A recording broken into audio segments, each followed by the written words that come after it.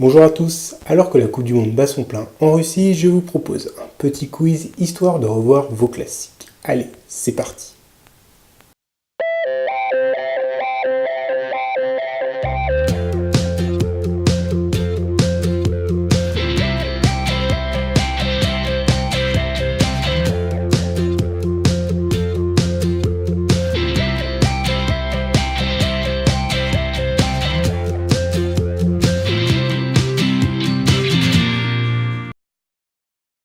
Question numéro 1.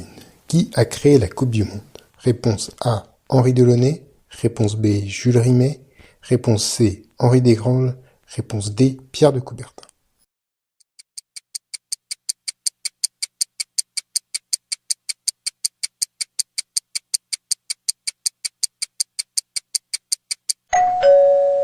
La bonne réponse est la réponse B. Jules Rimet. Grand homme de football, il fut entre autres créateur du club du Red Star en région parisienne, premier président de la Fédération française de football et président de la FIFA. Inspiré par le succès des tournois olympiques de football de 1924 à Paris et ceux de 1928 à Amsterdam, il eut l'idée de créer la Coupe du Monde. Cette dernière est officiellement créée en 1928 et un an plus tard, c'est l'Uruguay qui est désigné comme pays organisateur. Malgré un faible écho en Europe dû à la participation de seulement 4 pays européens, le succès populaire et la grande qualité des matchs font la réussite de cette première édition. L'essai sera définitivement transformé 4 ans plus tard en Italie. Les 3 autres sont bien sûr de grands personnages de l'histoire du sport. Le premier, pas besoin de le présenter, Pierre de Coubertin, créateur des Olympiques modernes en 1896. Henri Desgranges est lui aussi instigateur d'une grande compétition Gio Lefebvre, le Tour de France en 1903. Tandis qu'Henri Delaunay, à qui on doit également la Coupe du Monde par son aide en tant que secrétaire de la FIFA, est à l'instigation du championnat d'Europe des nations, désormais nommé Euro, et dont le trophée porte son nom, mais qui ne fut créé qu'après sa mort en 1960. Question numéro 2. Un seul pays a participé à toutes les éditions. Lequel? Réponse A, la France. Réponse B, l'Angleterre. Réponse C, l'Allemagne. Réponse D, le Brésil.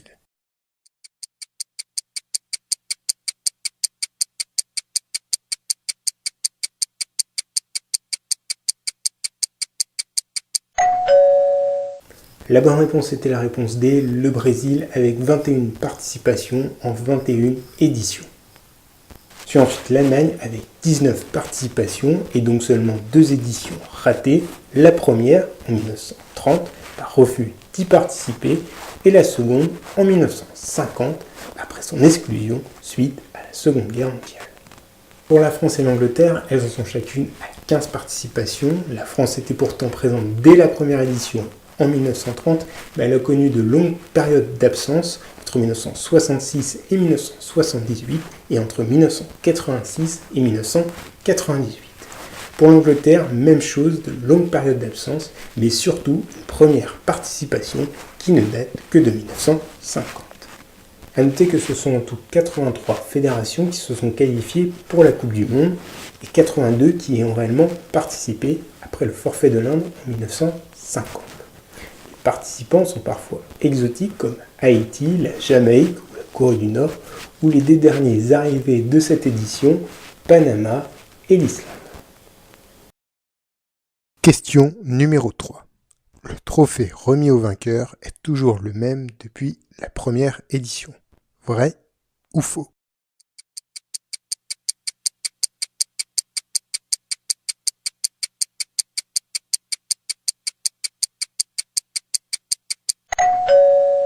Eh bien non, l'affirmation était fausse. Depuis 1930, il y a eu 2 trophées remis aux vainqueurs. Le premier, de 1930 à 1970, date à laquelle les Brésiliens remportèrent le trophée pour la 3e fois et eurent le droit de le conserver définitivement. Le second date donc de 1974 et pour information, il ne pourra pas changer au moins avant 2038. Pour l'anecdote, le premier trophée a connu une vie plutôt mouvementée. Il est volé une première fois le 20 mars 1966 lors d'une exposition à Londres, seulement quelques semaines avant l'ouverture de la Coupe du Monde. Panique à bord, mais heureusement, un chien le retrouve une semaine plus tard, au pied d'un arbre, au sud de Londres, enveloppé dans du papier journal. Il est volé une seconde fois à Rio en 1983 et avis aux chasseurs de trésors, il n'a jamais été retrouvé. Question numéro 4. Quel est le nom du meilleur buteur sur une seule édition d'une Coupe du Monde?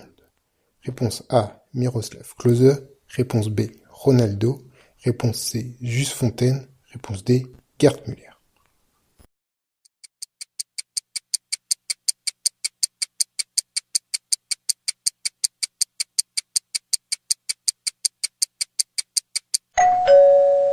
Les 4 joueurs sont les 4 meilleurs buteurs de l'histoire de la Coupe du Monde.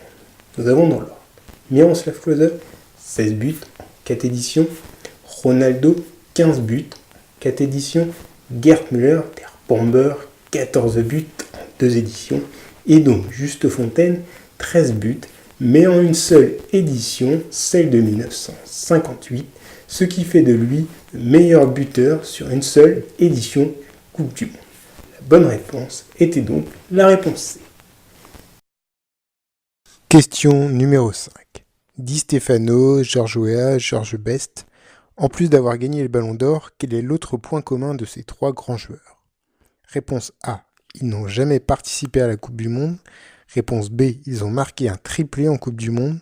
Réponse C. Ils ont échoué 2 fois en finale. Réponse D. Ils détiennent le record de cartons jaunes et rouges en Coupe du Monde.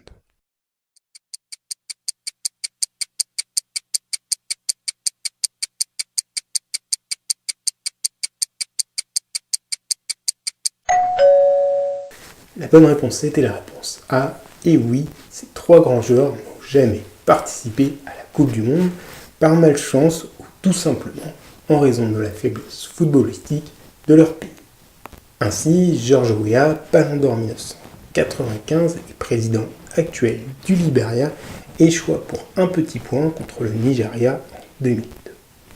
Pour le Ballon d'Or 1968, celui qu'on surnommait le 5e Beatle, je veux bien sûr parler de George Best, c'est faute de malchance puisque son pays, l'Irlande du Nord, participa à 3 éditions de la Coupe du Monde, en 1958, en 1982 et en 1986, date à laquelle il était soit trop jeune, soit déjà à la retraite. Pour le double Ballon d'Or 1957 et 1959, Alfredo Di Stefano, ce n'est pas faute d'avoir essayé. Argentin de naissance, il est d'abord international pour son pays en 1947. Devenu joueur vedette du Real Madrid, il est naturalisé espagnol et participe aux éliminatoires de la Coupe du Monde 1958. L'Espagne, pourtant favorite de son groupe, est éliminée et Di Stefano participera jamais à une Coupe du Monde. Question numéro 6. Dans quelles circonstances tragiques trouva la mort le Colombien Andrés Escobar en 1994? Réponse A. Il succombe à une crise cardiaque. Réponse B. Il meurt dans un accident de voiture. Réponse C. Il est assassiné à son retour au pays.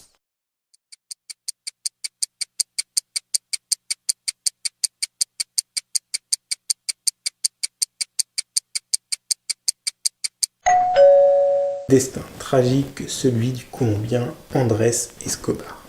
Pour la Coupe du Monde 1994, son pays fait partie des favoris, notamment suite à une victoire en éliminatoire contre l'Argentine 5-0 quelques mois auparavant. Malheureusement pour les Cafeteros, 2 défaites inaugurales contre la Roumanie et les États-Unis scelleront leur sort dans cette édition. Lors de ce match contre les Américains, le défenseur Andrés Escobar inscrira malheureusement un but contre son camp, synonyme d'élimination. Retour au pays, il est assassiné à la sortie d'un bar de Medellín, sûrement victime de la vengeance de parieurs peu scrupuleux. La bonne réponse était donc la réponse C. Question numéro 7. Quelle est la particularité de la Coupe du Monde 1950? Réponse A. Elle est la première télévisée mondialement. Réponse B. Elle est la seule qui ne se termine pas par une finale. Réponse C. Elle est la plus prolifique en but. Réponse D. Elle est la première hors d'Europe.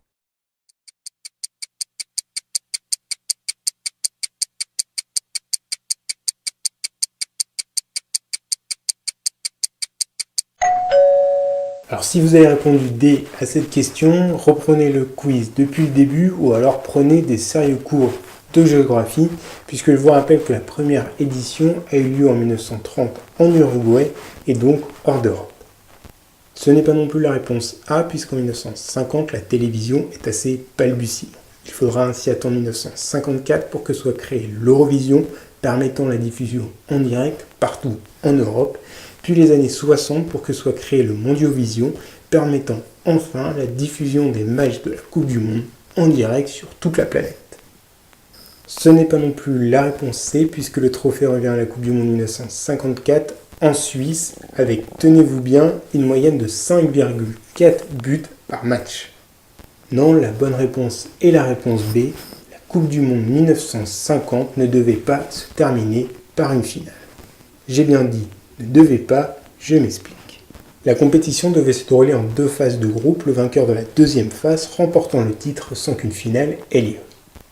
Les derniers matchs de la compétition entre le Brésil et l'Uruguay jouaient le rôle d'une sorte de finale officieuse, puisque les deux équipes étaient les seules à pouvoir encore prétendre à la couronne mondiale. C'est donc le 16 juillet 1950 à Rio, dans un stade Maracana bondé et chauffé à blanc, avec près de 175 000 spectateurs, que l'Uruguay bat le Brésil 2-1 et remporte le titre, au plus grand malheur des spectateurs présents. Question numéro 8. La Coupe du Monde 1954 a connu 2 événements marquants à Berne, nommés réponse A, le miracle de Berne, réponse B, la tempête de Berne, réponse C, la bataille de Berne, réponse D, le rêve de Berne.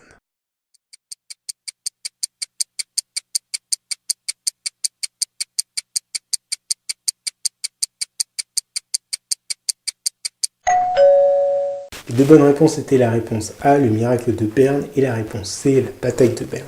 Pour les 2 autres événements, ils sont purement fictifs, ou du moins, ils n'ont jamais eu lieu en Coupe du Monde. Si on prend les événements dans l'ordre chronologique, le premier à avoir lieu est la bataille de Berne le 27 juin 1954, lors du quart de finale entre la Hongrie et le Brésil. Le match, très tendu, se termine en bagarre générale entre les 2 équipes dans les vestiaires.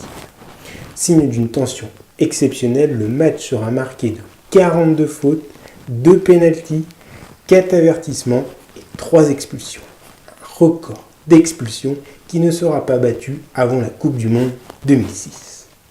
Pour le second événement, le miracle de Berne, il a lieu le 5 juillet 1954 et met en prise à nouveau les Hongrois. Ces derniers, arrivés en finale, sont archi favoris tant ils dominent la planète footballistique depuis 3 ans avec leur équipe composée de joueurs de génie tels que Puskás. Ce statut est renforcé par le fait qu'ils ont étrillé leur adversaire du jour, l'Allemagne de l'Ouest, quelques semaines auparavant en phase de groupe 8-3. Sans surprise, ils mènent rapidement 2-0 au bout de 10 minutes. Mais l'Allemagne réussit à renverser la vapeur et remporte le match 3-2. Ce titre, acquis à la surprise générale, sera le symbole de la reconstruction de l'Allemagne à peine 10 ans après la fin de la Seconde Guerre mondiale. Il sera cependant entaché de forts soupçons de dopage, puisqu'une majorité de l'équipe contractera la jaunisse dans les mois qui suivent la compétition. Question numéro 9. En gagnant en 2010, l'Espagne met fin à une malédiction. Laquelle? Réponse A. Celle de ne jamais voir un pays européen gagner en dehors d'Europe. Réponse B. Celle des défaites en finale. Réponse C. Celle de ne jamais voir une équipe portant un maillot rouge gagner la Coupe du Monde. Réponse D. Celle de ne jamais voir le gagnant sortant de l'Euro gagner la Coupe du Monde.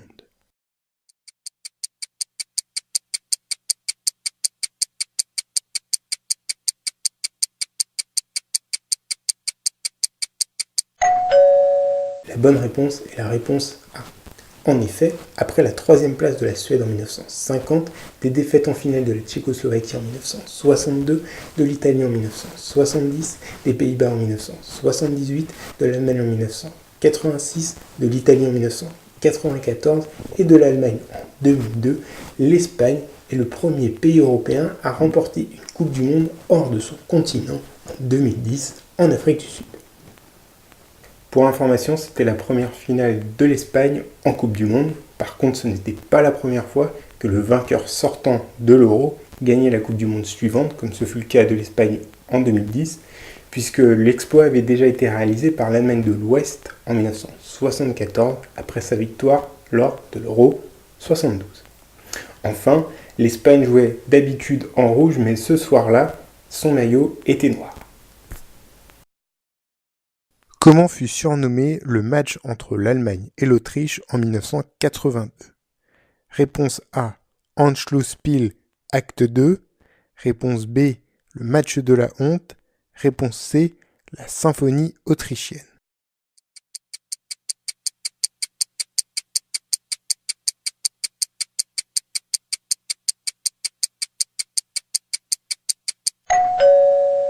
La bonne réponse est la réponse C, le match de la honte. Alors pourquoi ce match de football fut surnommé ainsi ? Pour comprendre d'où vient ce surnom, il faut d'abord expliquer le contexte qui a précédé le match. Nous sommes le 25 juin 1982 lors de la Coupe du Monde en Espagne. Allemagne et Autriche vont s'affronter pour le dernier match du groupe 2 et peuvent prétendre à la qualification en fonction du résultat. Suite à la victoire 3-2 la veille de l'Algérie sur le Chili, une victoire 1-0 de l'Allemagne suffit pour qualifier les deux équipes. Les Allemands réussissent à marquer rapidement le but nécessaire à leur qualification dès la 11e minute. La suite ne sera qu'une parodie de football, les deux équipes ne prenant plus aucun risque jusqu'à la fin du match. Le scandale sera tellement important qu'il sera décidé pour la Coupe du Monde qui suit et pour l'Euro que les derniers matchs de groupe soient joués à la même heure. Pour les autres réponses, la symphonie autrichienne ne fait pas référence au football, plus à la musique, et c'était une pure invention. Par contre, la première proposition, l'Anschlussspiel, fait référence à un match de football des années 30. Le match a lieu le 3 avril 1938 à Vienne entre l'Allemagne et l'Autriche pour célébrer l'Anschluss, le rattachement de l'Autriche à l'Allemagne nazie qui s'est déroulé quelques semaines auparavant. La Wunderteam autrichienne, l'équipe de rêve, une des plus belles équipes des années 30, domine son adversaire du jour 2-1, avec notamment un but de sa star Matthias Sindelar. Un but qu'il paiera probablement de sa vie puisqu'il décède dans des circonstances étranges en 1939. Question numéro 11. De quoi fut à l'origine le match entre l'Angleterre et l'Argentine en 1966 ? Réponse A, le hors-jeu. Réponse B, le carton rouge. Réponse C, les tirs au but. Réponse D, le but en or.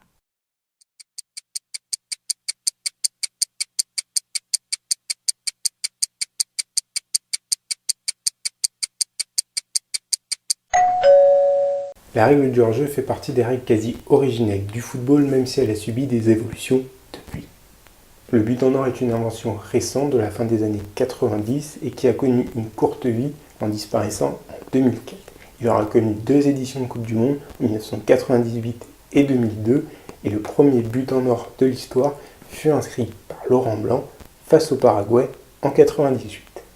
Les tirs au but sont mis en place en 1970 pour départager lors de matchs à élimination directe des équipes qui n'ont pas su se départager lors du temps réglementaire et les prolongations.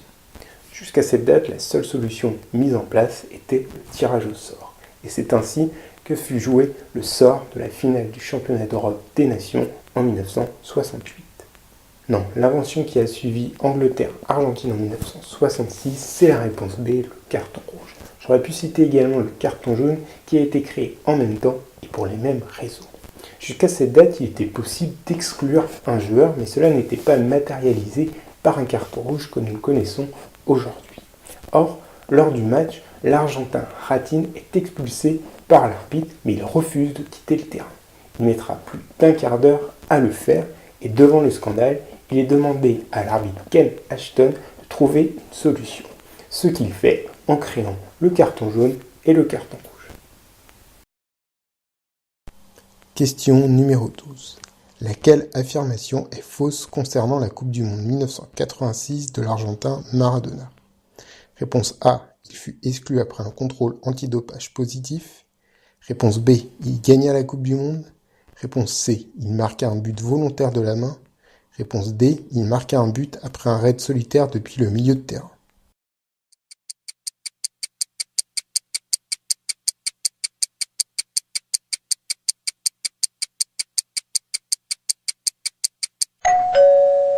Alors pour information, toutes ces propositions sont arrivées à Maradona en Coupe du Monde, mais une seule n'a pas eu lieu lors de la Coupe du Monde 1986, c'est la réponse A, puisqu'il est contrôlé en effet positif à l'éphédrine lors de la Coupe du Monde 1994, contrôle positif qui vaudra une exclusion, et ce sera donc sa dernière compétition avec le maillot argentin.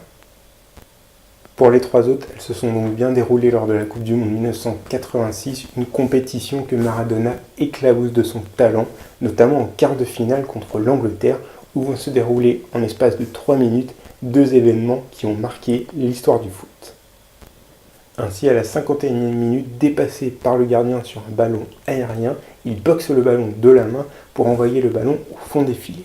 À la surprise générale, le but est validé puisque seul l'arbitre semble ne pas avoir vu la main de l'Argentin. Ce but rentrera dans la légende grâce à Maradona himself puisqu'il surnommera son but la main de Dieu. Il récidive 3 minutes plus tard, mais cette fois d'une façon bien plus glorieuse, en partant du milieu de terrain, en dribblant une grande partie de la défense anglaise, en crochetant le gardien et en marquant l'un des plus beaux buts de l'histoire de la Coupe du Monde.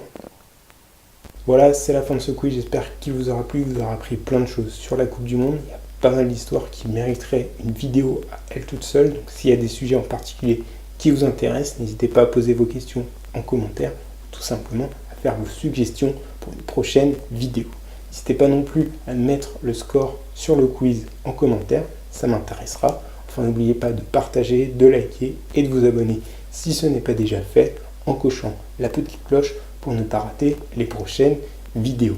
Moi, je voulais terminer tout simplement sur deux informations. Vous rappelez que la finale de la Coupe du Monde 2014 a été vue par près d'1 milliard d'individus sur la planète. Ça vous donne un peu l'ampleur de ce que représente une Coupe du Monde aujourd'hui. Et puis je voulais vous parler de l'affiche de la Coupe du Monde 2018, donc de cette année, parce que je la trouve très belle. Elle représente Aviashin, un gardien soviétique des années 50-60, qui est à ce jour le seul gardien à avoir remporté le Ballon d'Or. Voilà, je vous souhaite un bel été, de belles vacances, et en attendant une prochaine vidéo, portez-vous bien.